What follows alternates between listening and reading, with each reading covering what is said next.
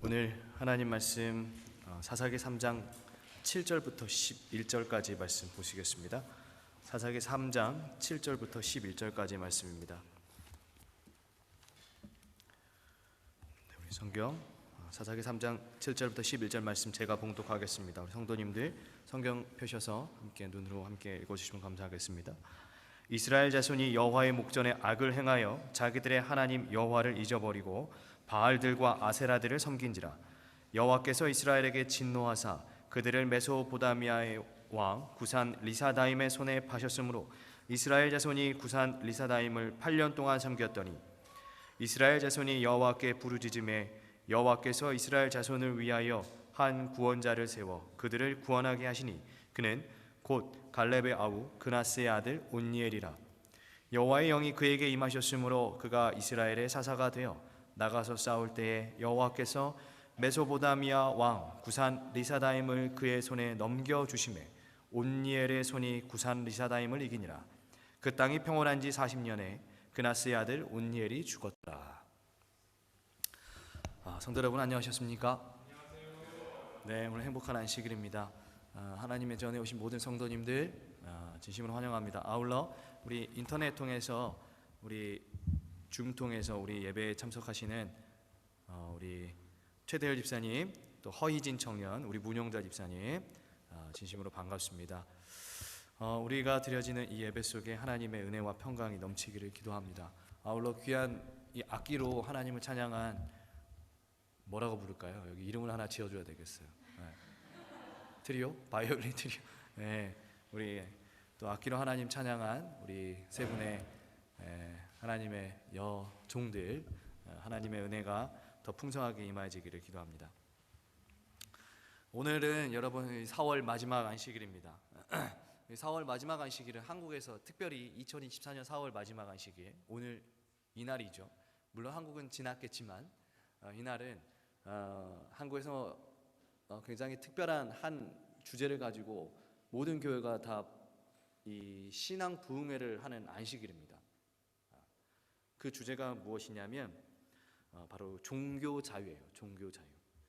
여러분 혹시 뉴스나 기사를 통해서 재림마을 뉴스나 기사를 통해서 접하신 분도 계시겠지만 얼마 전 한국 교회에서 큰 뉴스가 한 가지 있었습니다. 그것이 무엇이냐면 임이진이라고 하는 한 젊은 여집사님의 이야기인데요. 이 여집사님이 그 모 대학의 법학 전문대학원, 그러니까 신임을 로스쿨이라고 하죠. 거기 들어가기 위해서 시험에 응시하고 시험에 서류까지 다 합격했는데 면접일이 안식일이 걸린 거예요. 그래서 요청을 했습니다. 나는 제7일 안식일 예수 이름교 신자니까 이 면접의 순번을 일몰 후에 면접 볼 수 있도록 면접의 순번을 가장 이 끝으로 바꿔줄 수 있느냐 이렇게 요청을 했어요. 근데 그 대학에서 거절했습니다. 그러고 나서 이제 몇 해 동안 계속해서 그 면접일이 안식일과 겹쳐서 시험을 보지 못하고 있었습니다. 그래서 이제 그 집사님이 그 학교가 그 요청을 받아들이지 않으니까 집사님은 이 종교의 자유를 위해서 학교 측에 이제 소송을 제기했고 그 소송의 결과가 얼마 전 이제 대법원의 판결이 났는데 그 임희진 집사님의 손을 들어주었다라고 합니다. 학교 측에 종교의 자유는 보장이 돼야 된다. 그렇게 바꿔줘야 된다. 이렇게 나왔다 그래요.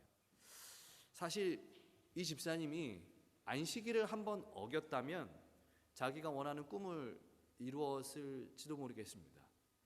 한 번만 양보하고 타협했다면 자기가 원했던 어떤 이 법조계의 변호사가 되든지 뭐 검사가 되든지 뭐 법관이 되든지 이러한 사람들이 되어서 유명한 사람이 되어서 이름을 내면서 살 수도 있었을 거예요.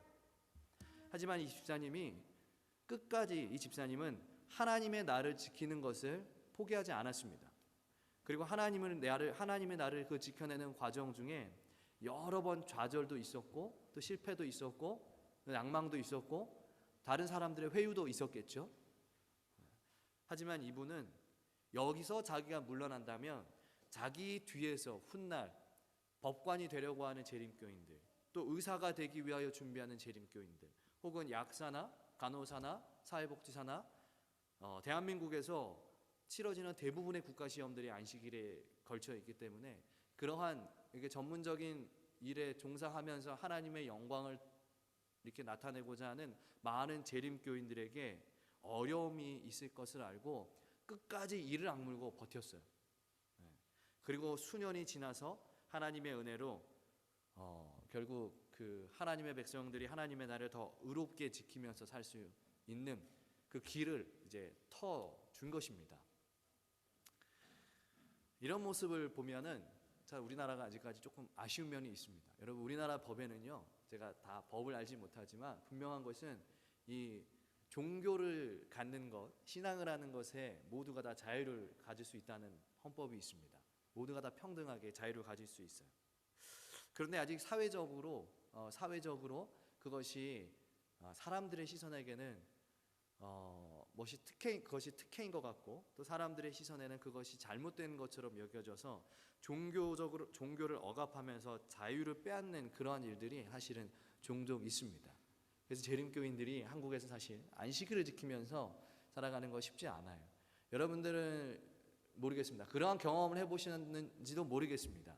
안식일에 위협을 받거나 안식일에 내가 하나님을 이렇게 예배를 드리기 위해서 그 날이 좀 위협받았던 적 있으셨는지 모르겠어요. 저는 대부분의 남자들은 군대 가면 그런 경험을 다 하게 됩니다. 분명히 저도 이제 군대에 갔는데요.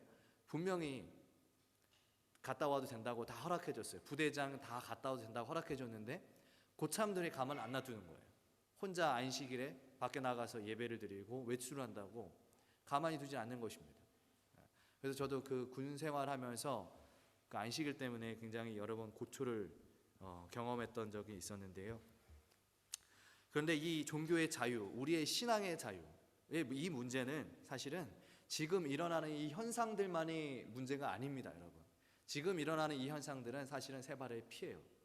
여러분과 성경의 예언을 공부해 보면 마지막에는 더 큰 신앙의 핍박, 종교의 핍박이 있을 것이다 그랬습니다. 우리가 하나님을 믿고 하나님을 지키고 또 하나님께서 제정하신 이 거룩한 이 날을 지키는 것에 엄청난 어려움이 따를 것이고 이 고난과 고통이 따르게 될 것이다라고 이야기하는 것이 이 시대의 마지막 예언입니다. 그런데 그렇다면 오늘 우리는 어떻게 그 날을 대비할 수 있을 것인가? 그러한 날들이 이 예언이 실제가 되었을 때, 훗날 이 성경에 나오는 예언들이 우리의 삶에 현실이 되었을 때 오늘 우리는 어떻게 그 순간 하나님의 믿음을 지키면서 예수에 대한 믿음을 지키면서 하나님의 계명을 지키면서 어떻게 이 신앙의 자유를 지킬 수 있을 것인가? 매우 중요한 문제인 것입니다. 그래서 오늘은 이 한 사사의 이야기를 나누면서 우리는 종교와 신앙의 이유로 꿈을 짓밟는 수준을 넘어서 우리의 목숨과 삶이 짓밟혀질 때, 가족들이 위협당할 때 어떻게 우리는 그 순간 우리의 믿음을 지킬 수 있을 것인가? 우리의 신앙의 자유는 어떻게 얻어지는 것이며 우리의 믿음은 어떻게 형성되어져야 하는 것인가? 그 이야기를 나누어 보려고 하는 것입니다. 오늘의 말씀 배경, 사사기 3장 우리가 읽었던 그 말씀의 배경을 잠시 설명드립니다. 이스라엘이 출애굽하고 나서 가나안에 정착했습니다. 그리고 수십 년이 지났어요. 그 수십 년이 지나고 오랜 시간 지나면서 이스라엘의 이 출애굽할 때 이스라엘을 지도했던 지도자 누굽니까? 모세가 죽었습니다. 신명기에서 모세가 죽어요. 그리고 그 다음으로 이제 나오는 지도자가 누굽니까? 여호수아. 그 여호수아 마지막에 죽습니다. 이제 이스라엘의 지도자가 없어요. 백성들을 지도하고 하나님께 인도하던 그 위대한 지도자 모세와 여호수아가 사라진 후에 이스라엘은 그 순간 굉장히 혼란스럽고 어두운 길을 가게 됩니다. 그동안 우리를 인도해 주었던, 지도해 주었던 지도자가 갑자기 이제 다 죽으니까 어디를 따라가야 될지도 모르겠고 뭘 해야 될지도 모르겠는 거예요. 문제죠. 그게 문제였던 것이죠. 하나님을 믿고 하나님을 따라갔어야 되는데 이 백성들이 누구를 믿었던 거예요? 모세와 여호수아를 믿고만 따라갔던 것입니다. 그래서 굉장히 혼란한 시대를 보내게 되는데 또한 이 가나안 땅을 그 당시에 이 여호수아가 죽었을 때에도 완전히 가나안 땅을 정복하지 못했기 때문에 이 가나안이 여러 사람들이 이스라엘 백성들을 공격해 왔어요. 그리고 여러분이 출애굽할 때 이 백성들이 얼마가 나왔다 그랬어요? 장정만 60만, 그죠? 그럼 합치면은 200만 이상이 됩니다. 이렇게 대규모의 이동, 여러분 그 당시 출애굽할 당시에 세상 어디에도, 이 지구상 어디에도 200만 이상의 도시를 가진, 인구를 가진 도시가 없어요. 굉장히 큰 인구였다는 것입니다. 그러면 그 사람들이 한 번에 나와서 가나안에 정착했어요. 가나안에 정착했다고 하면 이 사람들, 그 지역에 살던 사람 아니면 그 근방에 살던 나라들에서 어떤 걸 느끼겠습니까? 위협을 느끼죠. 그러면서 계속 이스라엘을 공격합니다. 주변의 강대국들이 계속 공격을 해요. 그 강대국 중에 하나가 뭐냐면 오늘 우리가 8절에 읽었던 메소포타미아라고 하는, 우리가 하는 그 메소포타미아 문명, 그 이름이 똑같죠? 근데 그것과는 좀 다른 것입니다. 그 나라가 있었어요. 메소포타미아라고 하는 나라가 계속 공격을 하는 것입니다. 근데 그 나라의 왕의 이름이 무엇이냐면 구산 리사다임이라는 왕이에요. 결국 이스라엘은 구산 리사다임이라고 하는 왕의 공격에 무너지고 8년 동안 그를 섬겨야 했는데, 여러분 그 이방 왕을 섬겨야 하는 그 상황 속에 자유가 있었을까요? 자유가 있었겠습니까? 자유가 없었어요. 여기 지금 구산 리사다임이라고 하는 왕을 제가 소개했는데요. 성경에 나오는데 이 사람 구산 리사다임의 이름이 원래 구산 리사다임이 아니에요. 이름은 구산이고 리사다임은 무슨 뜻이냐면 두 배로 악하다는 뜻이에요. 두 배로 악하다.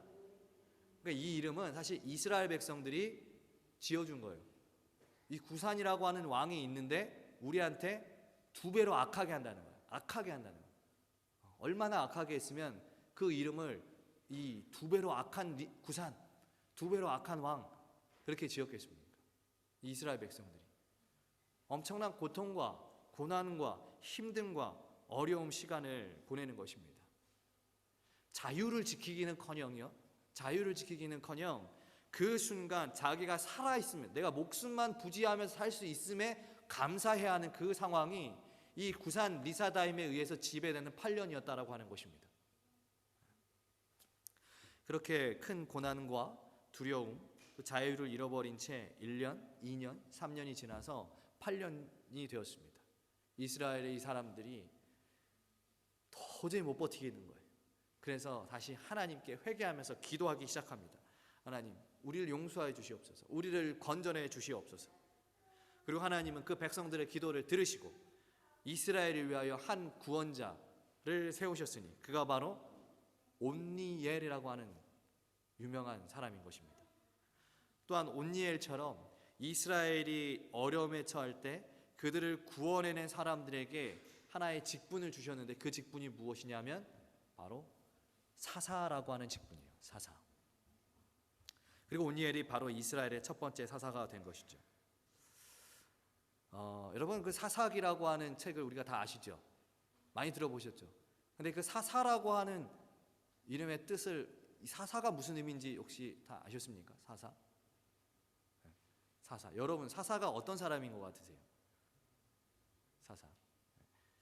오늘 이제 그걸 좀 보게 될 텐데, 이 온니엘이 사사가 되는 이 과정 중에 우리는 성경을 보면서 한 가지 좀 특이한 점을 발견하게 됩니다. 그것은 10절의 말씀인데 10절의 말씀 여러분 성경을 펴셔서 다시 한번 10절의 말씀 다시 한번 읽겠습니다. 여호와의 영이 그에게 임하셨으므로 그가 이스라엘의 사사가 되어 나가서 싸울 때에 여호와께서 메소포다미아 왕 구산 리사다임을 그의 손에 넘겨주심에 온니엘의 손이 구산 리사다임을 이기니라. 자, 여기 보시면 온니엘이 언제 사사가 되었습니까? 구산 리사다임과 싸워서 이긴 다음에 사사가 되었습니까? 아니면 그 악한 왕과 싸우기 전에 사사가 되었습니까? 여러분 언제 사사가 된 것 같아요? 10절 보니까 전에, 그죠? 싸우기 전에. 아직 싸우지도 않았는데, 아직 악한 왕에게서 이스라엘을 구원하지도 않았는데 하나님은 그를 먼저 뭐라고 불러주셨어요? 사사라고 불러주셨다는 거예요. 그래서 조금 이상하지 않습니까? 질 수도 있잖아요, 전쟁하다가. 그죠? 질 수도 있고 이스라엘을 구원하지 못할 수도 있잖아요. 근데 하나님은 왜 이 사람 온니엘을 싸우기 전에 이스라엘을 구원한 영웅, 즉 사사라고 불러주셨을까? 왜 하나님은 그를 사사라고 불러주셨을까? 여러분, 그 이유는 이 사사라고 하는 직분이 가진 의미가 있기 때문에 그래요. 앞서 말씀드렸던 것처럼 이 사사라고 하는 직분, 우리가 사사기 많이 들어봤는데 이 사사라고 하는 게 도대체 어떤 사람인지 잘 몰랐잖아요. 근데 이 사사라고 하는 이 직분을 가진 사람들은 대부분 어려움에 빠진 이스라엘을 이스라엘을 구원해낸 사람들에게 주신 하나님의 특별한 직분이었습니다. 어떤 직분이라고요? 되게 이스라엘이 고난당할 때, 어떤 사람에서 지배당할 때, 힘들 때, 어려울 때, 그 사람을 전쟁에서 누군가에게 지배를 받을 때 어떤 사람을 하나님께 선택하셔가지고 그 사람을 보내셔가지고 이기게 해주시는 거예요. 그래서 사사가 되는 거예요. 그런데 이 사사의 직분의 의미가요, 여러분, 단순히 싸움을 잘하는, 전쟁에서 승리하는 그 영웅, 싸움을 잘하는 사람만 사사가 되는 게 아니에요. 이 사사의 직분이 군대 장관이 아니에요. 전쟁 영웅을 사사라고만 부르지 않아요. 사사라고 하는 이 직분의 의미가 무엇이냐면, 여러분, 사사는 히브리 말로 샤파트라고 합니다. 샤파트. 이 뜻이 무엇이냐면 재판하다, 심판하다는 뜻이에요. 그러니까 사사기는 재판하는 이야기예요. 재판하는 이야기, 심판하는 이야기. 그러므로 이 사사가 원래 뭐 하는 사람이냐면 하나님의 말씀을 가지고 죄에 빠진 이스라엘 백성들을 뭐 하는 사람이에요? 심판하는 사람이에요. 그들에게 하나님의 말씀은 이러한데 너네가 왜 그렇게 하냐? 잘못을 지적하고 돌아와야 된다. 다시 하나님께 돌아가야 된다. 라고 말하는 사람. 그렇게 백성들을 지도하는 사람이 누구예요? 사사라는 거예요. 싸움 잘해가지고 이방 나라에서 이 백성들을 건져낸 사람들을 사사라고 하지 않는 거예요. 그 사람들만 사사라고 하지 않는 거예요. 그것이 사사의 원래 목적이 아니에요. 사사의 원래 목적은 하나님의 말씀을 가지고 증거하는 사람, 백성들을 증거하는 사람, 그리고 그 백성들이 다시 회개하고 돌이켜서 다시 하나님 앞에 눈물 흘리면서 기도하게 하고, 그리고 그 하나님의 은혜로 다시 그 이방의 민족들에게 해방되는 그 역할을 해주는 사람이 바로 누구냐면 사사라고 하는 것입니다. 사사. 마치 여러분 이스라엘의 마지막 사사, 우리가 너무나 잘 아는 유명한 사무엘 아시죠? 그 사무엘처럼 이 민족들을 하나님께로 인도하는 역할을 하는 사람이 바로 사사라고 했다는 것입니다. 그런데 지금 여기 지금 첫 번째 사사 온니엘이 나라의 전쟁 영웅이 되기도 전에 사사 직분을 받았다는 것은 이스라엘을 이방의 손에서 구원하기 전에 먼저 이스라엘의 지도자로서 하나님의 말씀을 가지고 심판을 내리는 자로서 그가 반드시 해야 할 하나의 일이 있었다는 거예요. 전쟁 나가서 싸우기 전에 먼저 너를 사사로 부르신 이유, 온니엘 사사를 부르신 이유는 다른 역할이 있었다는 거예요. 그 일이 무엇이냐? 온니엘이 전쟁에 나가기 전에 반드시 해야 했던 일이 무엇이냐? 7절의 말씀입니다. 7절 말씀 보시겠습니다.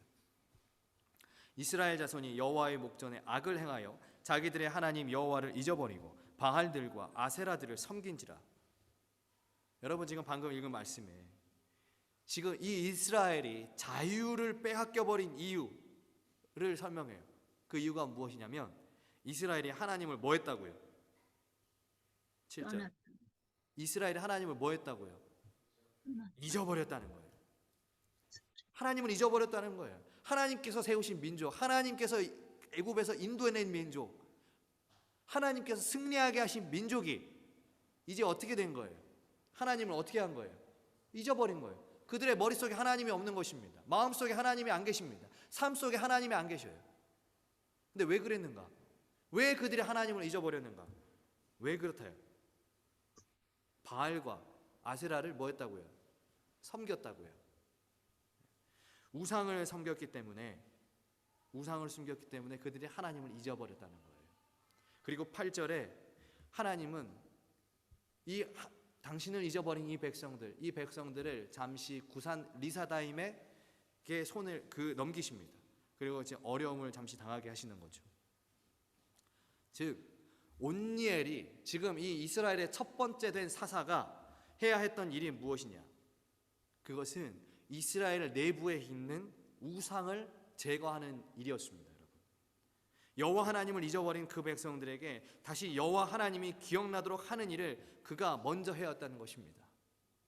지금 우리를 고통스럽게 하고 두 배나 악하게 하는 왕, 구산 리사다임에게 가서 전쟁하고 싸워서 이긴 것이 먼저가 아니고, 이 온니엘이 가장 먼저 해야 했다는 것은 내부에 있는 죄들을 제거하는 것, 그 일을 먼저 했다는 거예요. 여러분, 이 이야기를 보면 문제가 어디에 있습니까? 구산 리사다임이 문제입니까? 아니에요. 이스라엘의 자유가 억압당하고 고통과 고난의 시간을 당하게 된 이유, 그것은 이방 왕 때문이 아니었어요. 누구 때문이에요? 자기들 때문이에요. 자기들 때문에. 외부의 적이 문제인 게 아니라, 내 자유를 빼앗는 저 악한 왕이 문제가 아니라, 그 문제는 이스라엘의 문제였던 것입니다. 가장 큰 적은 자기 내부에 있었던 것입니다, 여러분.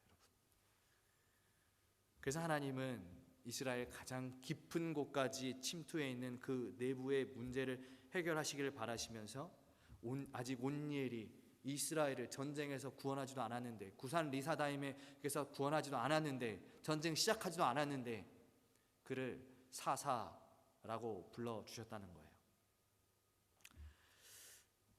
외부의 적을 이겨 영혼과 같은 사사가 되기 전에 내부의 믿음과 신앙을 심판하는 사사로 하나님은 먼저 세우셨습니다. 이스라엘의 모든 초점과 관심이 구산 리사다임에게 맞추어져 있을 때, 우리를 억누르고 핍박하는 그 사람에게만 맞추어져 있을 때, 그 이방 왕으로 인하여 모두가 다 공포의 공포와 두려움에 떨게 있을 때, 하나님의 초점은 이 이스라엘 내면에 계셨다는 것입니다. 하나님은 지금 이스라엘에게 말씀하시는 거예요. 너희가 지금 두려움을 느끼고 공포를 느끼는 그 이유는 이방 왕 때문이 아니고, 너희 안에 있는 그 죄들, 그 우상들로 인하여 너희가 지금 공포에 떨고 두려워하는 것이다. 그것을 제거해라. 하나님께서 이 백성들을 구원하시기 위하여 첫 번째 세우신 계획이 바로 이것입니다. 하나님께서 우리를 구원하시기 위하여 첫 번째 세우시는 계획이 바로 이것입니다. 하나님께서 우리를 핍박하고 억압하고 나를 힘들게 하고 고통스럽게 하고 나를 정말 못살게 구는 사람, 그 사람들을 하나님께서 바로 해결해 주시지 않아요. 하나님께서, 우리가 하나님께 간절히 기도할 때, 하나님, 내 누구 때문에 너무 힘들어요, 어떤 일 때문에 너무 힘들어요, 하나님 저 못 살겠어요. 우리가 하나님께 이렇게 기도할 때 하나님께서 세우시는 첫 번째 계획은 무엇이냐면, 너 먼저 스스로 돌아봐라. 네 마음속에, 너의 삶 속에 내가 아닌 다른 우상은 있지 않니? 너의 삶 속에 내가 전부가 아니라 다른 것이 끼어있지 않니? 하나님께서 물으시는 거예요. 그래서 그것을 먼저 해결해야 한다고 하나님 우리에게 가르쳐 주십니다. 여러분, 오늘 우리는 정말 이스라엘이 느꼈던 것처럼 참으로 두렵고 떨리는 그러한 시대에 살아가고 있습니다. 하나님의 자녀로서 우리는 너무나 많은 외부의 적들을 맞이하면서 살아가요.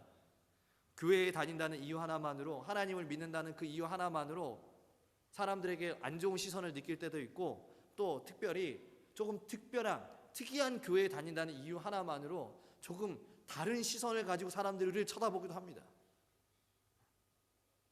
또 시간이 흐르면 흐를수록 교회가 점점 세속화되고, 이 교회의 모습이 세상과 다르지 않은 것처럼 변해가는, 세상과 똑같이 변해가는 이 모습 보면서 우리는 때때로 이런 생각도 가집니다. 이 세상의 그 문화와 조류에 우리가 이길 수가 없는 것인가? 정말 거대한 쓰나미처럼 우리 교회에 몰려드는 그 세속화, 그 세속화에 우리는 당해낼 수가 없는 것인가?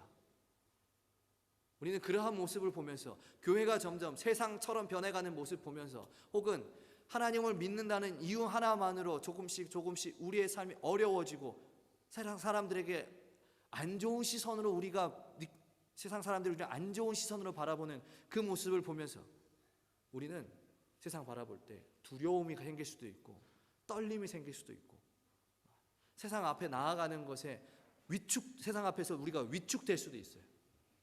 마치 이 구산 리사다임 앞에서 한마디도 못하고 위축당하고 있는 이 이스라엘 백성들처럼 말이에요. 하지만 우리는 그 세상의 적들을 여러분 두려워할 필요가 없습니다. 왜냐하면 가장 큰 적은 저 세상 밖에 있는 게 아니고 어디 있는 것이기 때문에 그래요. 내부에 나한테 있기 때문에 내 안에 세상을 바라보며 두려움을 느끼고 위축되는 내 안에 가장 무서운 적이 있기 때문에 세상을 두려워할 필요가 없는 것입니다. 여러분 가려 뽑은 기별 3권 399페이지 오늘 선지자 우리에게 이렇게 얘기합니다. 우리가 가장 두려워해야 할 것은 그리스도인들이 하나님 믿는 사람들이 재림교인들이 가장 두려워해야 할 것은 명목상의 기독교 신앙이다. 명목상의 기독교 신앙이다. 우리 주님이요 구주이신 예수 그리스도를 아는 지식 가운데서 산 경험을 가진 자는 널리 퍼진 배도 가운데서라도 압도당할 두려움이 없을 것이다. 명목상의 기독교 신앙. 과거 이스라엘 사람들처럼 교회 열심히 다니고 하나님 외치지만 예수님을 개인적으로 경험하지 못하고 세상의 것에 기웃기웃거리다 하나님 잊어버리고 세상의 것에 흠뻑 빠져서 하나님 없이 하루를 살아도 아무렇지도 않은 삶. 내가 교회를 다니고 재림교인이라고 말을 하면서 하루 왼종일 하나님 생각 한 번도 안 해도 내 삶이 평안하다고 느끼는 삶. 그래도 괜찮다고 느끼는 삶. 그래도 내가 스스로 어떤 것이 문제인지 모르면서 하는 삶. 그런 명목상의 기독교인데 여러분 선지자는 분명히 얘기했어요. 이게 가장 우리를 무섭게 하는 거라고요. 마지막 때에 사단이 우리를 총칼을 들고 우리 안식일 못 지키게 위협하는 게 무서운 게 아니에요. 세상의 사람들이 저 사람의 토요일의 교회가 이상하게 보는 시선이 무서운 게 아니에요. 내가 토요일을 안식일을 지키다가 세상에서 조금 불합리하게 당하는 그런 어떤 어려움들, 그것이 두려운 게 아니에요. 재림교인들이 두려워할, 그리스도인들이 두려워해야 할 것은 내가 열심히 교회 다닌다고 말하면서 재림교인이라고 말하면서 그렇게 예수님 없이 살아도 아무렇지도 않은 그런 내 삶, 그런 명목상의 기독교인이 되는 것을 가장 두려워해야 하는 것입니다.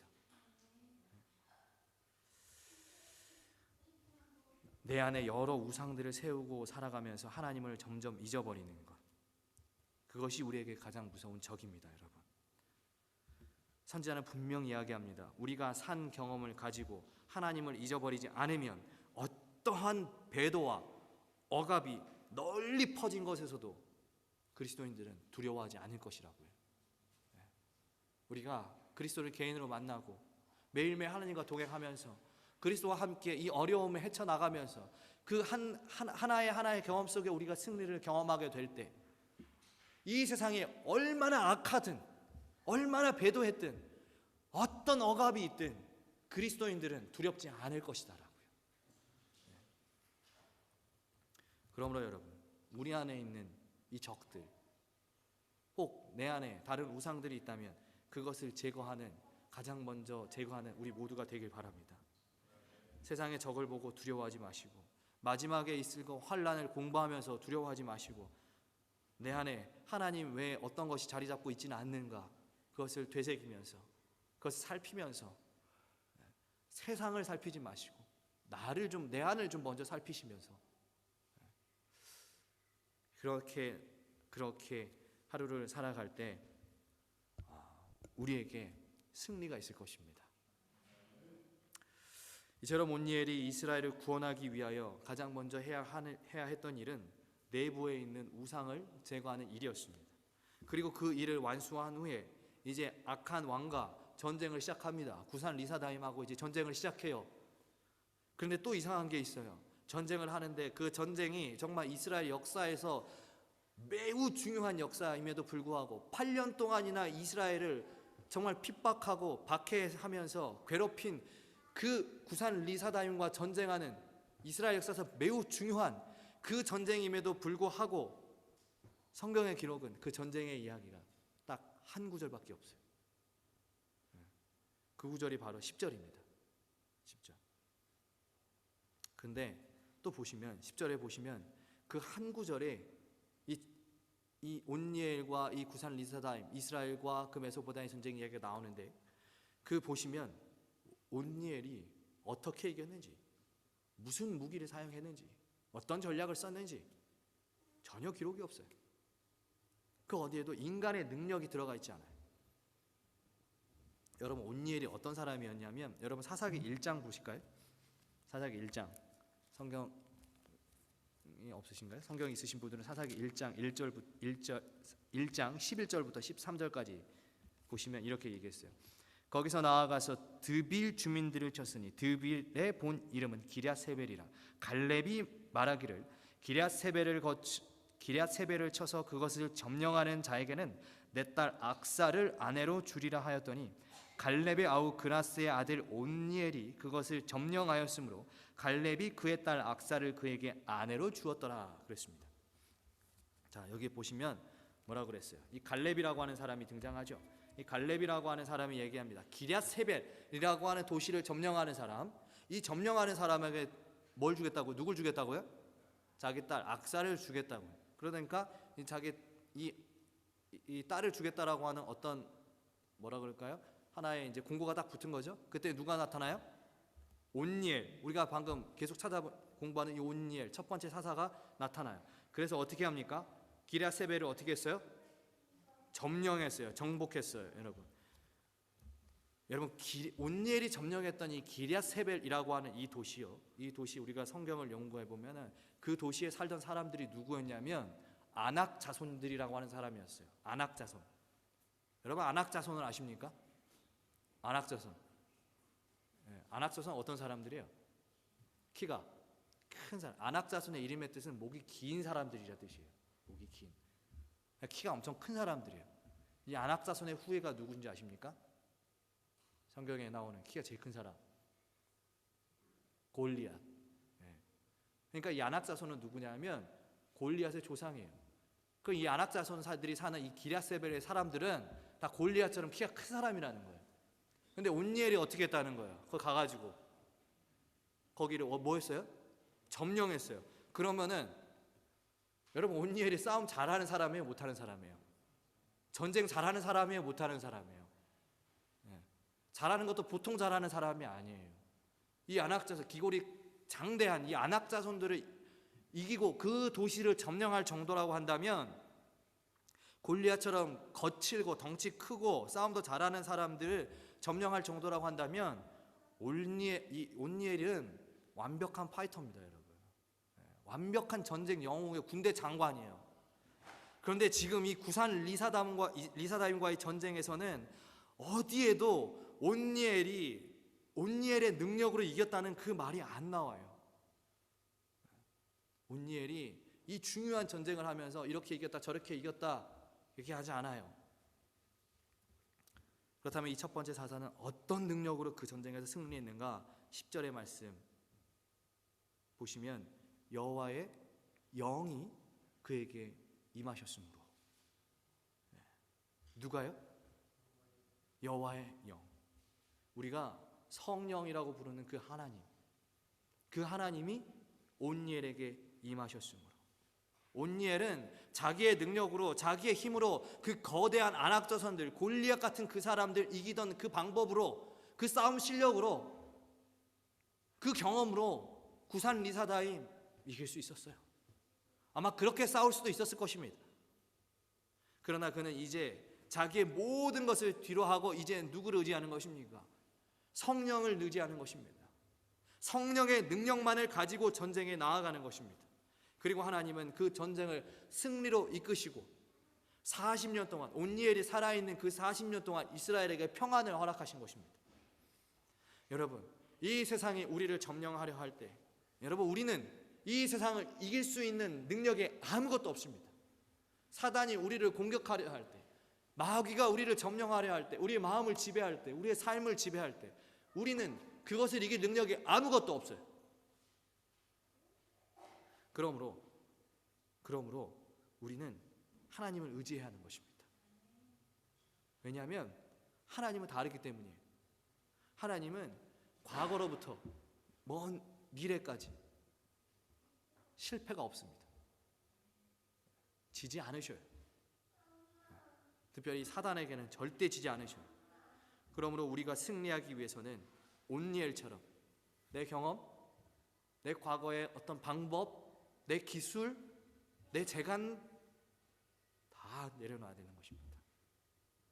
그거는 왜냐하면 아무 의미가 없기 때문에 그래요. 온전히 성령의 능력으로 살아갈 때 성령의 능력에 이끌려 여호와의 영이 그에게 임하셨으므로, 이 말처럼 여호와의 영이 우리 각자에게 임하셨을 때, 여러분, 그 여호와의 영의 도움으로 우리는 승리라고 하는 맛을 볼 수가 있는 것입니다.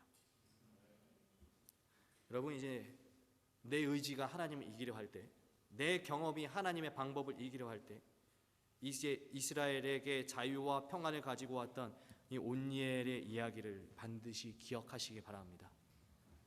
온전히 나를 주님께 맡기는 성도들, 하나님의 백성들, 그들에게 승리가 있습니다. 오늘 이 시간 이스라엘의 그 초대 사사 온니엘의 이야기를 살펴보면서 어두워져가는 이 세상에서 우리가 어떻게 신앙을 지키고 어떻게 믿음을 유지해 나갈 수 있는지, 어떻게 우리는 자유를 얻으며 살아갈 수 있는지에 대한 이야기를 나누었습니다. 그 방법은 먼저 우리 삶에 있는 내부의 적들, 우상들을 제거하고 오직 하나님의 능력과 하나님의 방법으로 하루하루를 살아가는 것입니다. 매일매일 하나님께 나를 맡기고 나를 의지하면서 하나님 앞에 무릎 꿇으면서 그렇게 무릎으로 우리가 승리하는 것입니다, 여러분. 이제 이 악한 세상에서 정말 우리 앞에 구산 리사다임과 같은 2배, 아니 3배, 4배 악한 그 왕이 우리를 괴롭히더라도, 힘들게 하더라도 우리가 나누었던 그 이야기처럼 하나님의 능력으로 승리하는 모든 성도님들 되길 바라며 오늘 말씀 마칩니다.